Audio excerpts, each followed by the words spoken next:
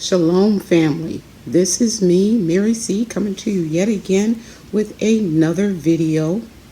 My beloveds, I want you to think about this. You know, this war, it might start overseas, but as I said before, we are all connected. So what happens over there will seep into our backyards for sure. So I want you to take into account the supply chain chaos, the current trucking situation, cyber attack on our internet and our connection to the world, our current weather conditions, your neighbors' ability to stock up, and your local grocery stores, you know, the lack of stock shelves. And then I want you to think about your own personal stockpile. Okay? So, with all of that being said, let me go on, and I'm going to say this. I'm reading up on experts evaluating grocery stores. So here's what they say. Our experts claim that most big box or big name stores have about 3 to 4 days of food supplies. 3 to 4 days of food supplies. And under normal circumstances, it might take, according to the experts, anywhere to between 15 to 24 hours for those shelves to become empty. Okay? That's in an emergency situation. And notice that I said under normal circumstances, even though I did tack on the end of that emergency situations. Well, unfortunately, these are not normal circumstances. So if an emergency situation happened to us now under these unusual circumstances, what's our outcome? So our grocery stores have been hit hard, right? Already during this, and I'm going to tag them all together. So during this pandemic / weather impacting farming hardships / supply chain chaos, trucking chaos / packaging and labor shortages. So I'm thinking at this point in time, we can toss out the experts' claim. We can just toss that right out the window. So we're already starting out with a handicap, right? Because if you look around you, those store shelves have already been hit pretty hard, and we have shortages. Okay, so they're already poorly stocked. And there are shortages in several different areas. And they're not like non-important areas. They're important areas like our meat, dairy, produce, vegetables and fruit, pet food. You've heard these things before. Baby formula, canned goods because of the aluminum shortage, things like that. That's just to name a few of them, right? So because of that,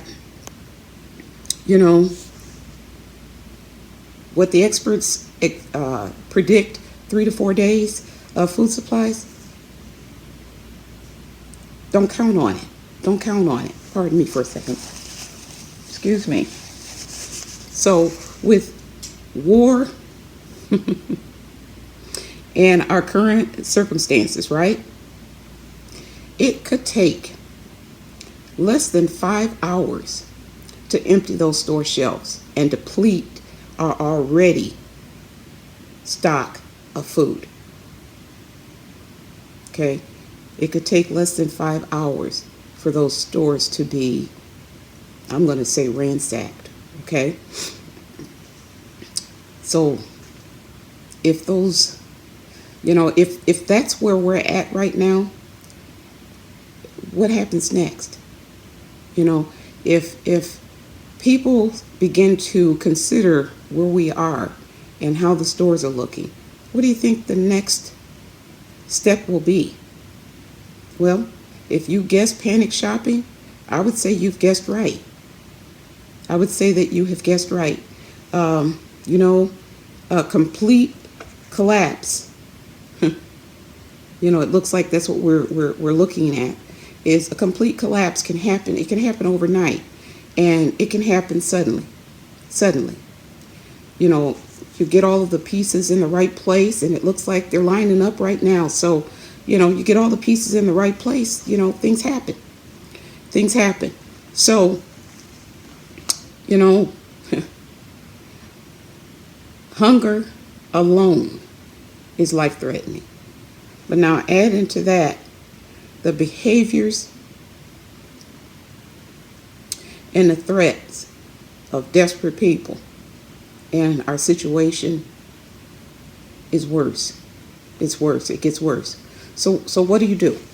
What do you do? We've discussed this before. We've been down this road before, so to speak. What do you do? So how are you going to ensure that your family will get through this crisis that we're headed towards? How do you ensure that your family will get through this crisis? How will you and your family cope when the stuff hits the fan? So now, right now, is the time for you to assess your situation and act. Now is the time. I would really suggest you not wait. Seriously. You have some decisions to make, some pretty tough decisions to make, both short term and long term, if you want to survive. And I'll tell you, things will get tough. We know this. Expect it. Remember in one of my videos I said to expect the unexpected.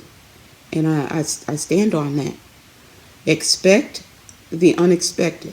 You may be looking to your left, and on the right hand side of you, all hell could be breaking loose suddenly. So expect the unexpected. May God have mercy on us all, and God bless. If you want some clues on what to do while the internet is still up and we still have the ability to see what's going on in the world and connect with one another, might I suggest you go back and you watch some of my previous videos, if you're looking for some clues on some things, what to do. And then I would also ask that you share this video. Who knows? It may help someone who's, straddling the fence and regarding whether or not to go and stock up on things. Right now, the stores they're still open. There's still things that are on the shelves that we can put in our pantries to stock up. I said it before, and I'll say it again. One can of corn or one can of soup is better than no cans of corn or no cans of soup. So, do what you can. Do what you can with what you have. At least do something. That's what I'm saying, okay? So, if you can share this video with someone who's maybe straddling the fence again, share it with them, because that would be one less person who may be non-productive on the streets. So when the stuff really hits, that's one less desperate person, one less volatile person that we have to deal with, eventually on the streets. So anyhow, I just wanted to put this short video out here for you guys to think about where you are. Think about what you have stocked up so far. Think about the stores and how they look right now. And think about this war and how this war will impact all of us. Anyhow, I'm going to end this like I always do. You know, I love you. I love you all so very much. Do what you can while you can right now. But also know this, the Most High God, He loves you so much more. Shalom, family. Be safe out there.